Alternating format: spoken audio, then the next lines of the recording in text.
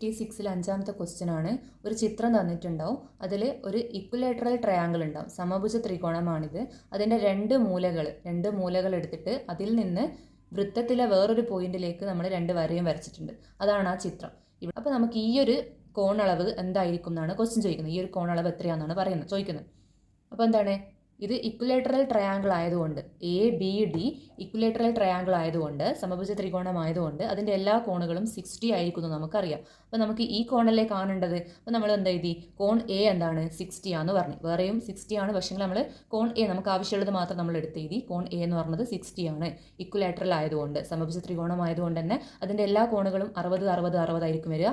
അപ്പോൾ അതുകൊണ്ട് ഈ ഒരു കോണം എന്തായിരിക്കും, 60 ആയിരിക്കും. ഇനി നമുക്ക് എന്താ അറിയാം, ഈ ഒരു ചിത്രം കാണുമ്പോൾ തന്നെ നമുക്കറിയാം ABCD സൈക്ലിക് ആണെന്ന് പറയാൻ പറ്റുമല്ലോ. ABCD എന്ന് പറഞ്ഞത് ചക്രീയമാണെന്ന് പറയാൻ പറ്റുമല്ലോ. എന്തുകൊണ്ടാണ്, അത് ഒരു വൃത്തത്തിലാണ് അതിൻ്റെ 4 പോയിന്റ്സും ഉള്ളത്. Aയും Bയും Cയും Dയും വൃത്തത്തിലെ പോയിന്റുകളായതുകൊണ്ട് നമുക്ക് എന്ത് പറയാൻ പറ്റും, ABCD സൈക്ലിക് ആണ്, ചക്രീയമാണെന്ന് പറയാൻ പറ്റും. ഓക്കെ അല്ലേ. അപ്പോൾ ചക്രീയമാണെങ്കിൽ, സൈക്ലിക് ആണെങ്കിൽ എന്താണ്, എതിർകോണുകളുടെ തുക എന്താണ്, 150 ആയിരിക്കുമല്ലോ. സം ഓഫ് ഓപ്പോസിറ്റ് ആംഗിൾസ് 150 ആയിരിക്കുമല്ലോ. അപ്പോൾ ABCD ചക്രീയമായതുകൊണ്ട് ഇതും കൂട്ടിയാൽ നമുക്ക് 180 കിട്ടും.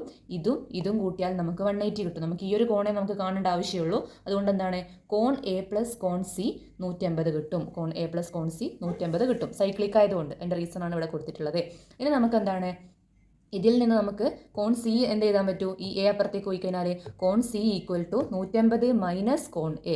150 മൈനസ് കോൺ A. അപ്പോൾ 150 മൈനസ് കോൺ A എന്താണ്, 60 ആണല്ലോ. അപ്പോൾ 150 മൈനസ് 60 120 ആണ്. അപ്പോൾ നമുക്ക് എന്ത് കിട്ടി, ഈ കോൺ C 120 കിട്ടി. ഓക്കെ ആണല്ലോ.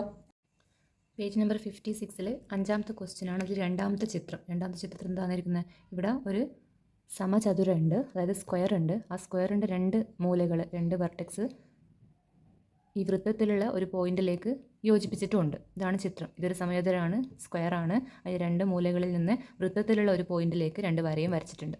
അപ്പോൾ ഈ ഒരു ചിത്രം കിട്ടിയിട്ടുണ്ട്. അപ്പോൾ ഈ ഒരു ചിത്രത്തിൽ ഈ കോണിനെ കുറിച്ചിട്ടാണ് നമ്മൾ പറയേണ്ടത്. ഈ കോൺ എന്താണെന്നാണ് കണ്ടുപിടിക്കേണ്ടത്. അപ്പോൾ ഇത് ചതുരമായതുകൊണ്ട്, ഈ ഒരു ക്വാഡ്രിലേറ്ററൽ EDCA ഒരു ചതുരമായതുകൊണ്ട്, സമചതുരമായതുകൊണ്ട് എന്താണ്, നമുക്ക് എന്ത് പറയാൻ പറ്റുമോ, ഈ കോണും 90 ഡിഗ്രി ആണെന്ന് പറയാൻ പറ്റുമല്ലോ. ക്വാഡ്രിലേറ്ററൽ EDCA ഈ സ്ക്വയർ.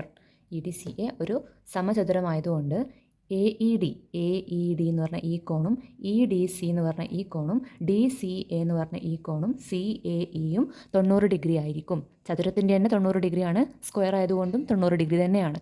ഓക്കെ. ഇനി നമ്മൾ എന്ത് ചെയ്യുക, DA എന്നുള്ള ഡയഗണൽസ് വരച്ചു കൊടുക്കുക. ഡ്രോ ദ ഡയഗണൽ AD എന്ന വികരണം വരക്കുക. AD എന്ന വികരണം വരച്ചു. ഇനി അങ്ങനെ വരച്ചു കഴിഞ്ഞാൽ, ഇത് മൊത്തം 90 ഡിഗ്രി ആയിരുന്നല്ലോ. അങ്ങനെ വികരണം വരച്ചു കഴിഞ്ഞാൽ ഇതെങ്ങനെയാണ്, കറക്റ്റ് 45 ആയിട്ടാണ് ഡിവൈഡ് ചെയ്യുക. 90 ഡിഗ്രി എന്നുള്ള ഈ ഒരു കോണിന് ഇവിടുന്ന് ഇവിടത്തേക്കൊരു വികരണം അല്ലെങ്കിൽ ഡയഗണൽ വരച്ചു കഴിഞ്ഞാൽ എന്തായിപ്പോൾ, ഇപ്പുറത്ത് 45 ഇപ്പുറത്ത് 45 ആയിപ്പോൾ. അതായത് ഈ ഒരു കോണിന് തുല്യമായിട്ട് ഈ ഒരു വര ഡിവൈഡ് ചെയ്യും, വിഭജിക്കും. ഓക്കെ ആണല്ലോ. AD ബൈസെക്റ്റ് ആംഗിൾ EDC എന്ന് പറയുന്ന ഈ ഒരു ആംഗിളിന് ഈ AD എന്ന് പറഞ്ഞ ആ ഒരു വര എന്ത് ചെയ്യും, ഡയഗണൽ എന്ത് ചെയ്യും, ബൈസെക്റ്റ് ചെയ്യും, തുല്യമായിട്ട് ഭാഗിക്കും. AD എന്ന വര EDC എന്ന കോണിനെ തുല്യമായിട്ട് ഭാഗിക്കും. അതുകൊണ്ട് തന്നെ EDAയും ADCയും 45 ഡിഗ്രി ആയിരിക്കും. 90 ഡിഗ്രി ആയിരുന്നു ആദ്യം ഉള്ളത്, അതിനെ പകുതി ആക്കിയിട്ട് മാറ്റും. അപ്പോൾ 45 ഡിഗ്രി ആകും. ഇനി നമ്മൾ ഈ ഒരു ചതുർഭുജം നോക്കുക, ക്വാഡ്രിലേറ്ററൽ ABCD. കണ്ട, ABCD ഇതെന്താണ്, ഒരു ചതുർഭുജമാണല്ലോ. അതിൻ്റെ 4 മൂലകളും എന്താണ്, വൃത്തത്തിലുമാണല്ലോ. 4 മൂലകളും വൃത്തത്തിലുമാണല്ലോ അല്ലേ. ABCD നോക്ക്, 4 മൂലകളും വൃത്തത്തിലാണ്. അപ്പോൾ അതെന്താണ്, ഒരു സൈക്ലിക് ആണല്ലോ, ചക്രീയമാണല്ലോ. ABCD സൈക്ലിക് ആണ്, ABCD ചക്രീയമാണ്.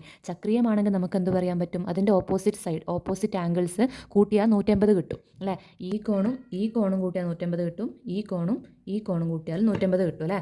ഓക്കെ അല്ലേ. അപ്പോൾ നമുക്ക് ഈ കോണാണ് കിട്ടേണ്ടത്. അപ്പോൾ ഇതിൻ്റെ നേരെ ഓപ്പോസിറ്റുള്ള എതിർവശത്തുള്ള ഈ ഒരു കോണും കൂടി കൂട്ടി എന്ത് കിട്ടും, 180 കിട്ടും. ചക്രീയമായതുകൊണ്ട്, സൈക്ലിക് ആയതുകൊണ്ട് നമുക്ക് എന്ത് പറയാൻ പറ്റും, ADCയും എ ബി സിയും കൂട്ടിയാൽ 180 കിട്ടും. സം ഓഫ് ഓപ്പോസിറ്റ് ആംഗിൾസ് 180 എതിർകോണുകളുടെ തുക 180 അതുകൊണ്ടാണ് അങ്ങനെ പറഞ്ഞത്, സൈക്ലിക് ആയതുകൊണ്ട്. അപ്പോൾ നമുക്ക് എന്ത് പറയാൻ പറ്റും, ഇത് 45 ആയതുകൊണ്ട് ഇതെന്തായിരിക്കും, ടോട്ടൽ 180 ഇത് 45 അപ്പോൾ 180 മൈനസ് 45 ആയിരിക്കും ഈ കോണ് വരിക.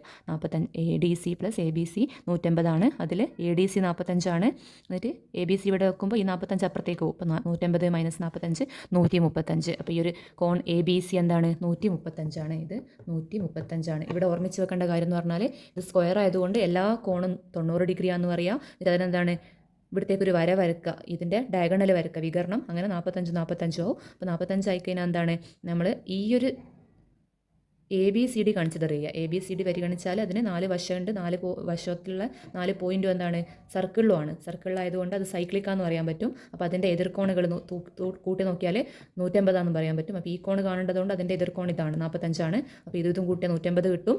അപ്പോൾ ഇത് 45 ആണെങ്കിൽ ഇത് 180 മൈനസ് 45 135. ഓക്കെ ആണല്ലോ.